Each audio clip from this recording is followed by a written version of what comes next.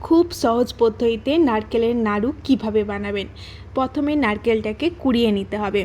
কোড়ানোর পরে তার মধ্যে আমরা পরিমাণ মতো চিনি অ্যাড করব। চিনি অ্যাড করার পরে সেই চিনিটাকে ভালো করে নারকেল কোড়ানোর মধ্যে মিশিয়ে নিতে হবে। মেশানোর পরে সেটাকে আমরা গ্যাস ওভেনের মধ্যে বসিয়ে দিলাম। দেন সেটাকে ভালো করে নাড়তে হবে।